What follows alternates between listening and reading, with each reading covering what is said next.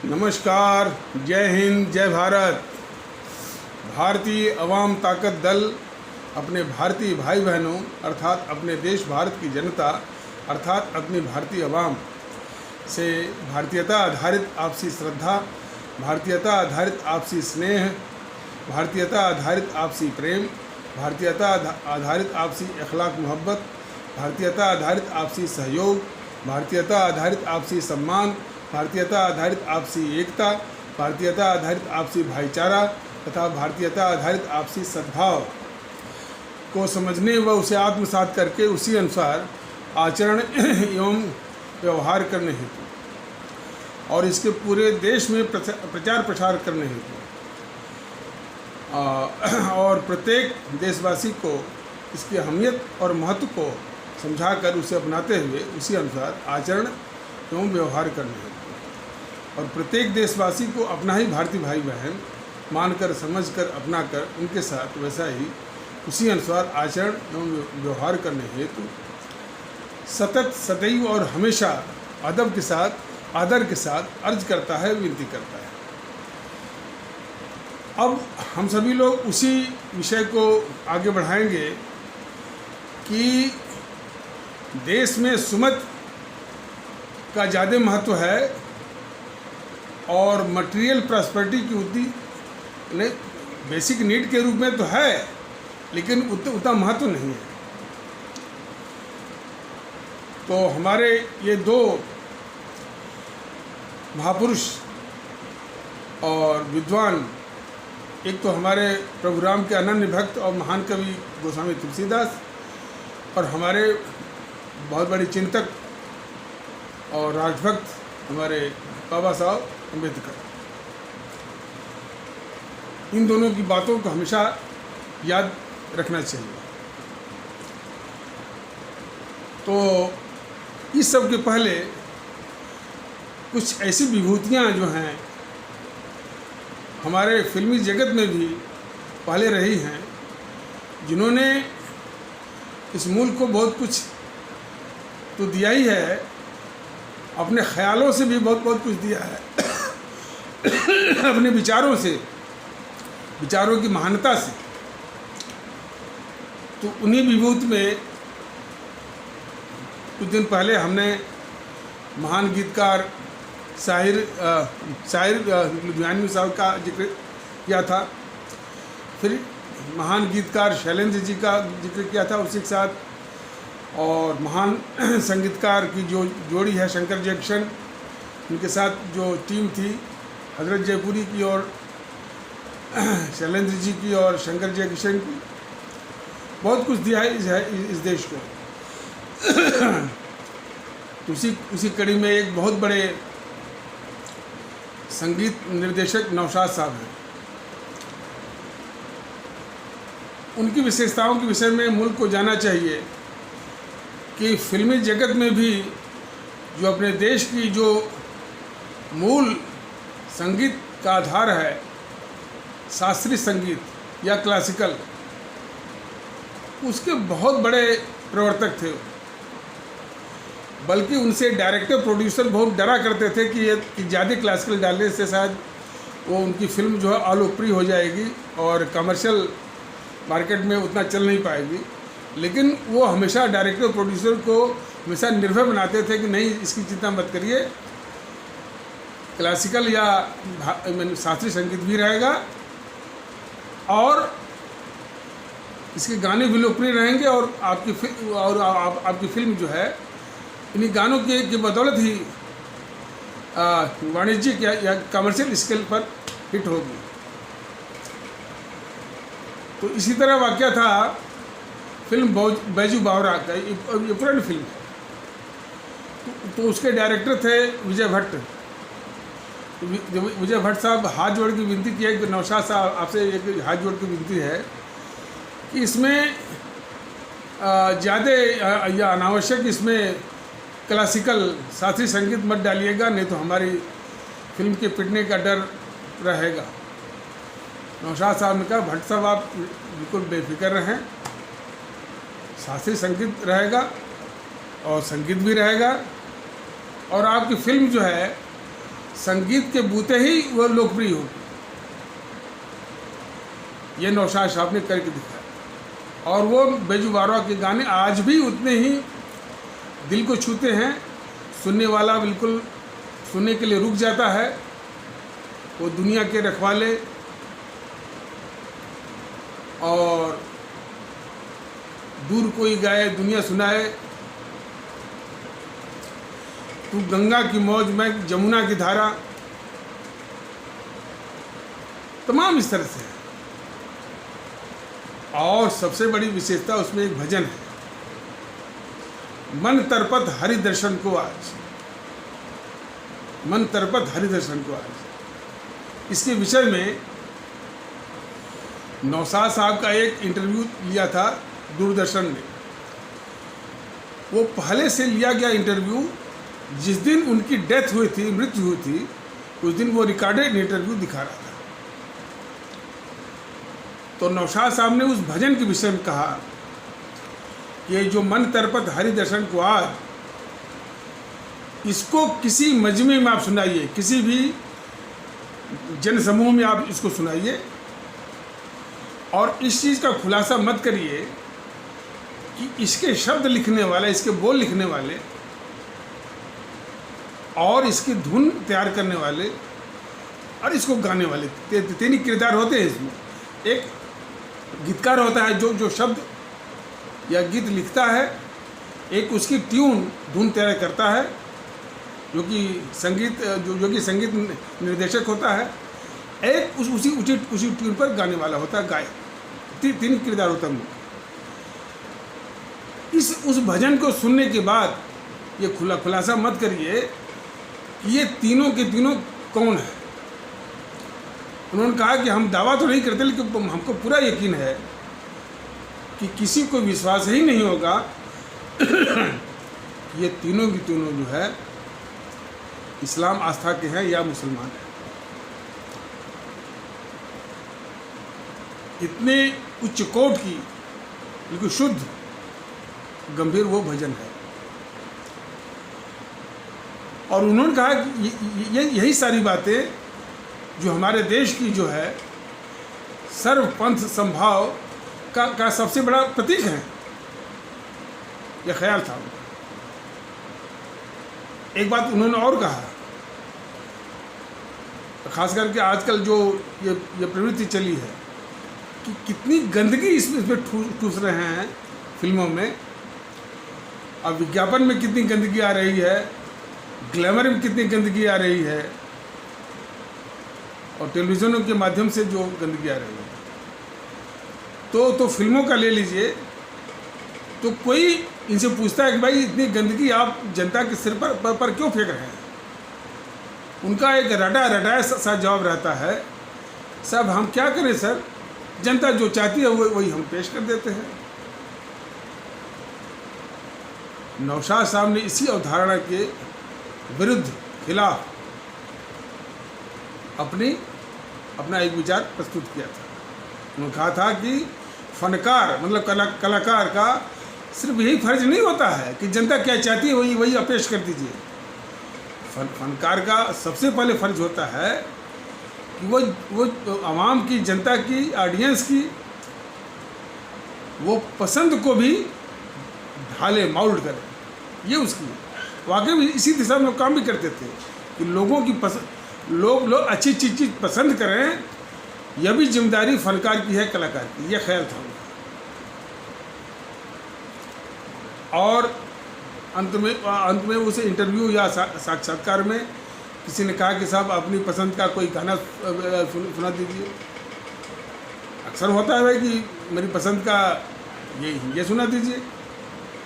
जब उनसे ये प्रश्न हुआ कि अपनी पसंद का गाना सुना दीजिए, उनका जवाब ये था कि देखिए, अपनी पसंद का गाना बनाने के लिए मैंने अपना पूरा जीवन अर्पण कर दिया, लगा दिया, लेकिन अफसोस अपनी पसंद का मैं एक भी गाना नहीं बना पाया। क्या मुझे ख्याल था इस मुल्क के लिए उन्होंने कितनी अच्छी धुनें। अच्छा, उनकी धुनों की विशेषता यह है कि जब भी आप सुनेंगे किसी गांव गिराज की मिट्टी की शुद्ध शुद्ध खुशबू आपको मिलेगी। दूर कोई गाए दुनिया सुनाए, होली आई रे कथाई,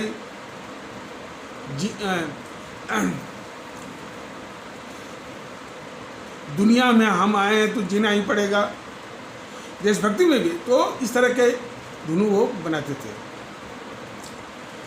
हमारा कहने का मतलब है, भारतीय आवाम ताकत दल के कहने वाले, कि हमारे इस भारत की पावन मिट्टी में एक से एक महापुरुष महर्षि ज्ञानी सब हुए हैं। हमारा आपका फर्ज बनता है कि उनको महत्व दें और उनकी अनमोल चीज़ों को उनको महत्व देकर के अपने जीवन में उतारने की कोशिश करें।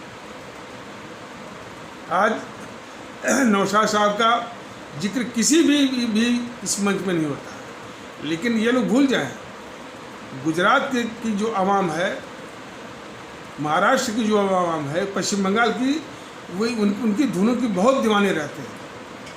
गुजरात, महाराष्ट्र और पश्चिम बंगाल उनके वक़्त है, लेकिन हम चाहते हैं पूरा मुल्क वक़्त करे, खास करके वो जिस प्रदेश के हैं, उत्तर प्रदेश, बिहार के लोग भी, और ये फिल्मी दुनिया वाले भी, ये जो तमाम कचरम बचरम फेंक रहे हैं हमारे आपके सिर पे। तो चलिए अब मुख्य टॉपिक पर। तो वो हमारे महान कवि और प्रभु राम के आनंद भक्त गोस्वामी तुलसीदास ने कहा था कि सुख यदि देना चाहते हैं तो वहाँ सुमत होना बहुत जरूरी है। यदि सुमत नहीं है तो विकास वहाँ काम नहीं करता है। जहाँ सुमत संपत्ति नाना, जहाँ कुमत माने लोगों में एक दूसरे पर विश्वास नहीं है, तनाव है, शक है, सुबह है, या कुछ क्षेत्रों में नफरत है, तो विकास का कोई अर्थ नहीं है। सुमत जो है सबसे पहले जरूरी है सुख देने के लिए। उसी प्रकार हमारे इतने बड़े देश के हीरा, देश की निधि और विभूति, इतने बड़े विचारक, विद्वान, राष्ट्रभक्त हमारे बाबा साहब अम्बेडकर, उन्होंने क्या कहा था कि हमारे समाज का एक तबके के साथ हजारों हजार साल तक नाइंसाफ़ी हुई है, अन्याय हुआ।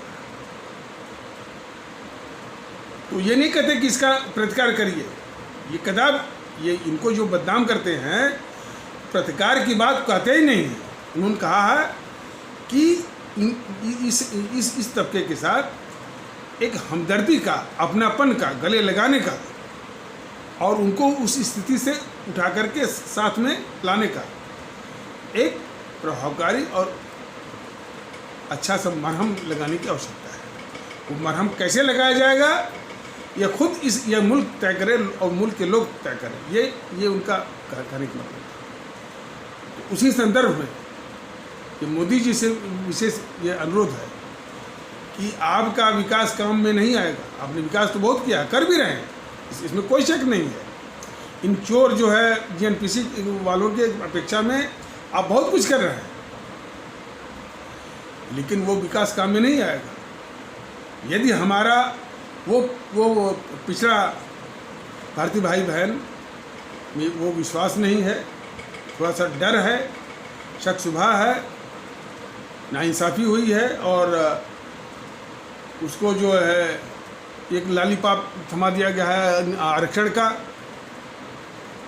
जो स्वार्थी तत्वों ने, और उसकी बूते वोट ले रहे हैं, बाकी सभी पार्टियां यानी वोट ले रही हैं।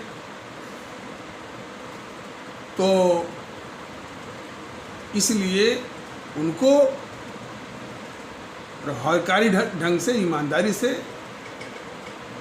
देखिए, और उनमें काबिलियत की भी कमी नहीं है, बस साधन की कमी है। तो साधन देने का दायित्व जो जिम्मेदारी यानी ये स्टेट सरकार उठाए, उनको साधन, आर्थिक साधन उनको दे, और वो परिश्रम करें, काबिल बने, अपनी प्रतिभा को निखारें, और उसके बूते जो है निखरी हुई प्रतिभा और काबिलियत के बूते पर विभिन्न परीक्षाओं को या प्रतियोगी परीक्षाओं को, कॉम्पिटिटिव एग्जामिनेशंस को क्वालिफाई करें और लेवल ऑफ मेरिट जो है, लेवल ऑफ एग्जामिनेशन मेरिट जो है, कदाप उसको जो है ढीला मत करिए, डाइल्यूट मत करिए।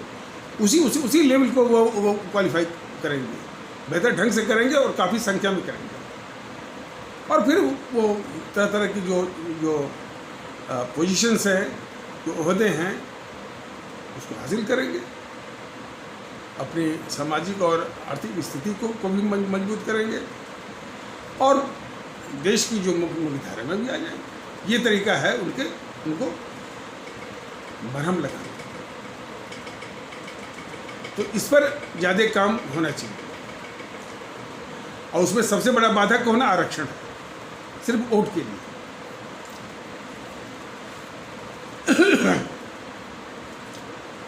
तो ये बात है। तो आरक्षण से ज़्यादा माने विकास से ज़्यादा इसकी आवश्यकता है।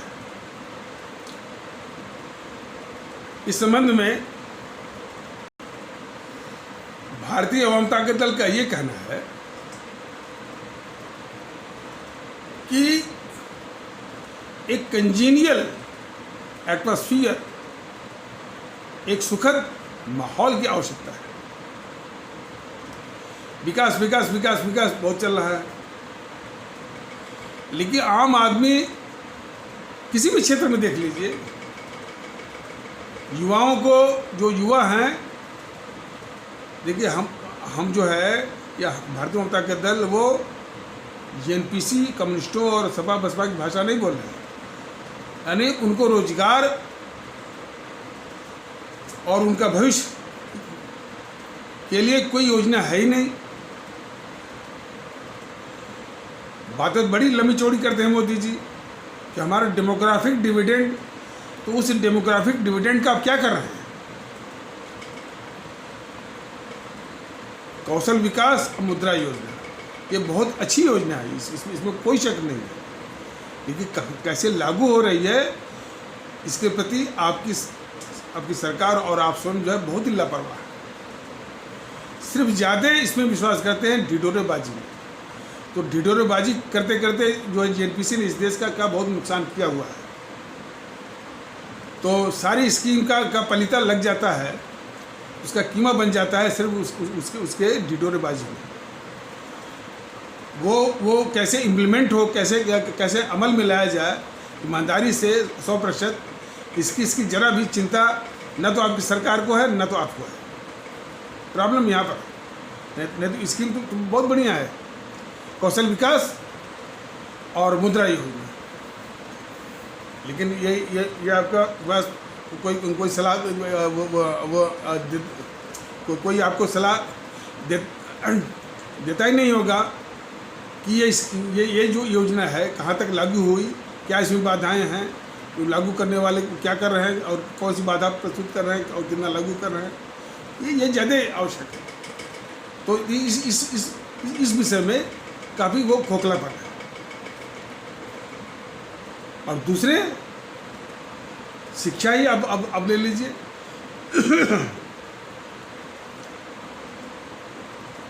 एक तो शिक्षा में आरक्षण जो है ये सबसे बड़ा अभिशाप है इस देश का।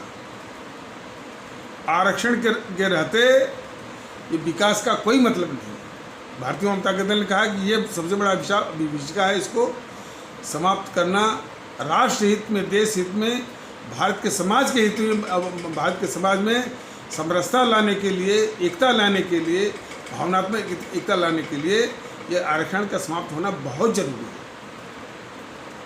और आरक्षण को समाप्त करके सिर्फ ज़रूरतमंदों को आर्थिक मदद दे करके उनसे परिश्रम करवा करके अपनी प्रतिभा को निखारने का और भी तरह की बातें जो भारतीय जनता दल ने बताया हुआ अन्य यूट्यूब माध्यम से वो करने की आवश्यकता है। तो आरक्षण के रहते दूसरा,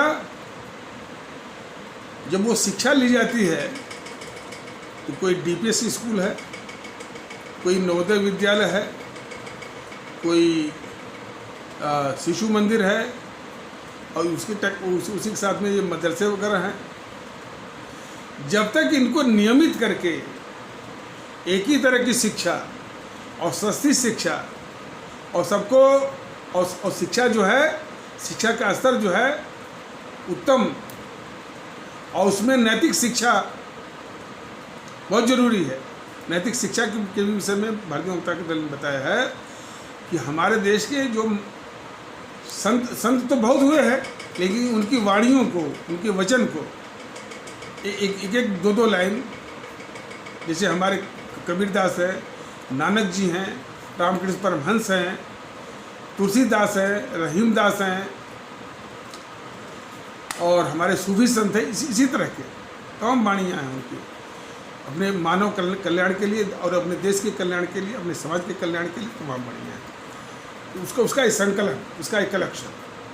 और हमारे ये अमर शहीदों की जीवनी, लाइफ हिस्ट्री, राष्ट्रभक्त शिरोमणि नेताजी सुभाष चंद्र बोस, शहीद आजम भगत सिंह, अमर शहीद चंद्रशेखर आज़ाद, अमर शहीद अशफाकुल्ला, अमर शहीद खुदीराम बोस, अमर शहीद श्रीमती रानी लक्ष्मीबाई, अमर शहीद सुब्रमण्यम भारती, अमर शहीद श्रीमती रानी चंद्रमा कर्नाटक से, अमर शहीद सुब्रमण्यम भारती तमिलनाडु से, और अमर शहीद श्रीमती रानी चंद्रमा कर्नाटक से, अमर शहीद श्रीमती रानी गडेलियू नागालैंड से। इनकी जीवन गाथा, इनकी जीवन, ताकि इनकी जीवन से उससे भी काफ़ी प्रेरणा, ताकत, देशभक्ति के लिए ये जो कलेक्शन है, ये जो संकलन करके इस नैतिक शिक्षा को हर एक विद्यालय में, छोटा हो बड़ा हो, गुरुकुल हो, शिशु मंदिर हो, या जो सिख आस्था वाले भारतीय भाई बहनों के द्वारा जो कोई इस तरह से विद्यालय चलाए जा रहे हैं, जो क्रिश्चियन मिशनरी जो विद्यालय चला रही हैं, मदरसे जो चल रहे हैं, सब में इस नैतिक शिक्षा को अनिवार्य करिए, तब जाकर के वो विकास का अर्थ कुछ समझ में आएगा और करना हो। और आगे फिर क्या होता है, जो ही उसको मेडिकल कॉलेजेस, इंजीनियरिंग कॉलेज में एडमिशन की बात आती है, तो मोटी मोटी कैपिटेशन फीस,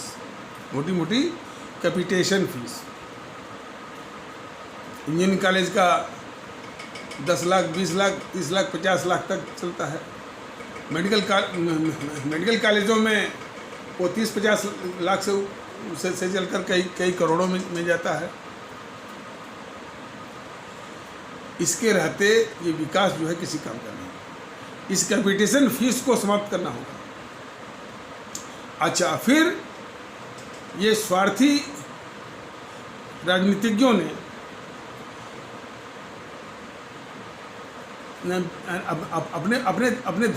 अपने धंधेबाजी के चक्कर में, जरूरत हो चाहे न हो, तमाम जो है degree colleges, medical colleges, engineering colleges, universities खोल दिया है उन्होंने, सिर्फ व्यापारिक धंधे की खातिर। वहाँ पर शिक्षा की गुणवत्ता क्या है, इसकी परवाह किसी को नहीं है। यानी क्वालिटी ऑफ एजुकेशन, और वो भी जुड़ा हुआ है आपकी बेरोजगारी से। बेरोजगारी में 2 फैक्टर हो जाते हैं, एक तो आबादी विस्फोट, और फिर जो है ऐसे कॉलेजों से निकले हुए हमारे बच्चे जिनके भविष्य के साथ जो है इन संस्थाओं ने खिलवाड़ किया है, क्वालिटी ऑफ एजुकेशन नहीं दे पाए हैं। सिर्फ जो है ऐसे कॉलेजेस जो है वो व्यापारिक धंधेबाजी के कारण स्थापित किए गए, बनाए गए हैं, और इस तरह से हमारे बच्चों के साथ बहुत बड़ा, अब बच्चों के भविष्य के साथ बहुत बड़ा खिलवाड़ हुआ है। तो इन सारी बातों को एक ढंग से उसका एक समाधान देना होगा, तब जाकर के आपका ये विकास काम में आएगा। कैपिटेशन फीस भी देना पड़े, और विकास की क्या आप रट लगाएं, तो कोई उसको सुनने वाला नहीं होगा।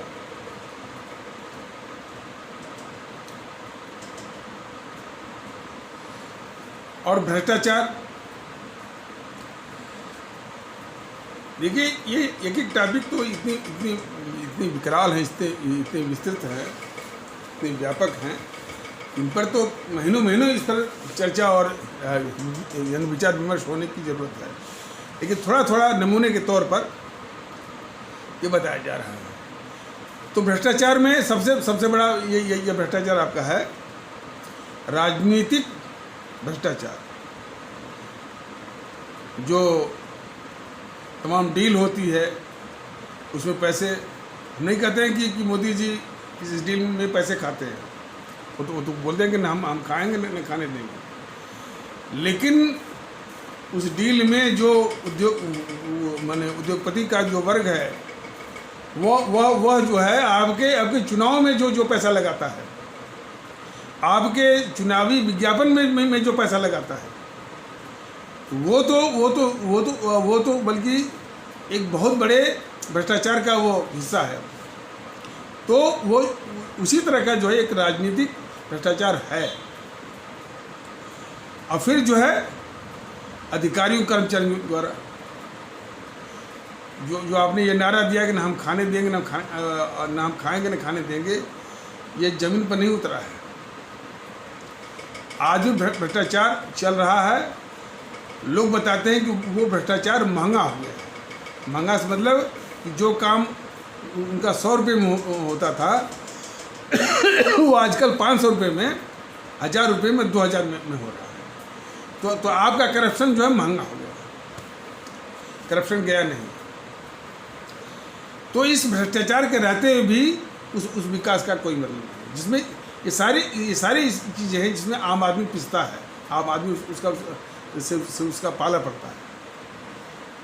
तो बुलेट ट्रेन वो काम में नहीं आएगी, तेजस काम में नहीं आएगी, वंदे भारत का काम में नहीं आएगा। पहले इन सब चीज़ों को करना होगा जो कि आपस में एक सद्भाव को बनाते हैं। तो और हमारे गांव गिराज के लोग,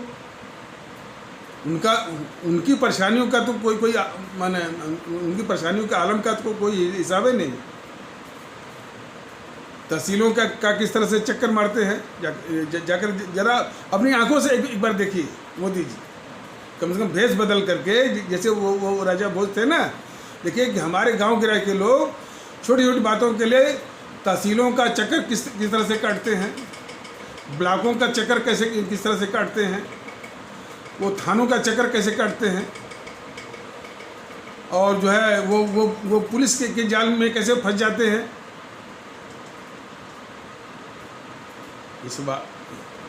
ये सब को बगैर दूर किए हुए आपका विकास किसी काम का नहीं है।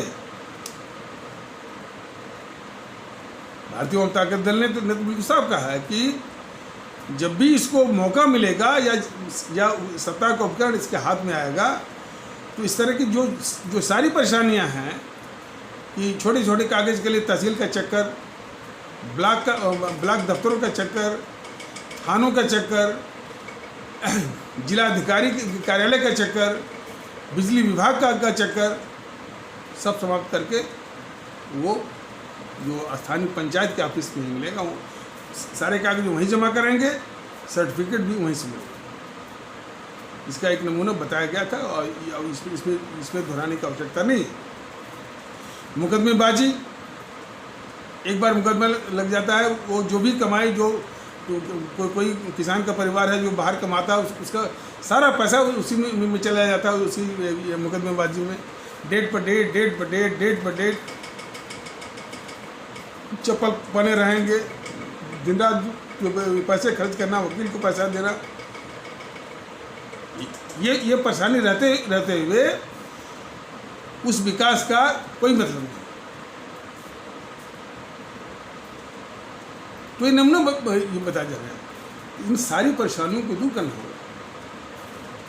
गन्ने का पेमेंट है, देखिए, और बहुत दिन मारा जाता है यूपी सरकार के द्वारा। लेकिन हमने खुद देखा है कि कई मिलों में साल भर 2 साल के बाद भी पेमेंट नहीं आता। वो तो अलग रोना है। और किस तरह हमारे किसान जो है उस मैंने ठंडक के दिनों में कपकपाती हुई ठंडक में मैंने रात भर जो है वो खड़े रहते हैं वो चीनी मिलों के आगे। ये सब क्या है? इतना कष्ट दे करके आप जो है वो विकास आप दिखाएंगे तो कोई चिंता आपको नहीं है कि भाई कि इनके दुख दर्द को बस कुछ उनको लालीपाप दे दिया, कुछ उनके खाते में डाल दिया, इससे कुछ नहीं होगा। उनकी जो मूल परेशानियां हैं इसके प्रति संवेदनशील हुई है मोदी जी और आपकी टीम, तब जा करके जो है ये विकास का कोई मतलब रहेगा। और तभी जहाँ सुमत है संपत्ति नाना और जहाँ कुमत है विपत्ति निधाना। सुमत के लिए बहुत ज़रूरी है कि लोगों का विश्वास हो कि ये सिस्टम जो है, ये व्यवस्था जो है, सरकार जो है हमारे दुख दर्द के लिए है। ऐसा लगता नहीं है मोदी जी। और कभी भी ये जो डकैत हैं जीएनपीसी वाले वामपंथी हैं, इनसे तुलना मत करिए।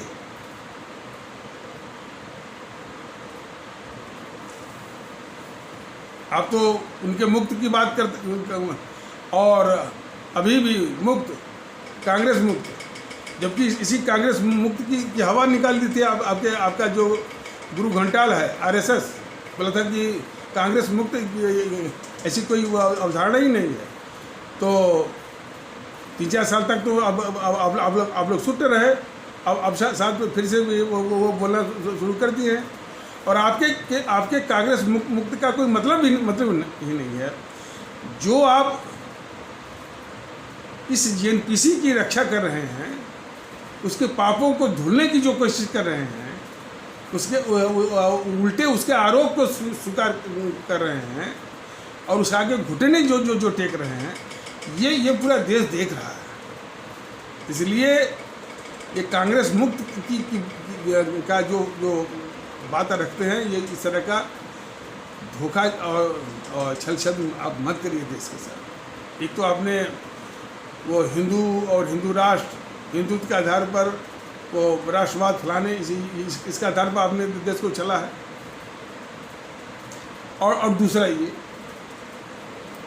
तो छल करके और देश को धोखे में रख करके आपका विकास जो है कोई काम में नहीं आएगा। ये बात हमारे महान कवि और हमारे प्रभु राम का अनन्य भक्त स्वामी तुलसीदास ने उस चौपाई के माध्यम से बताया हुआ है कि जहाँ सुमत तह संपत्ति नाना और जहाँ कुमत तह विपद निधाना। और हमारे बाबा साहब अम्बेडकर ने कहा था कि हमारे उस तबके के साथ एक बहुत सहानुभूतिपूर्वक और हमदर्दी का, अपनापन का एक मरहम लगाना होगा। वो मरहम आरक्षण नहीं है।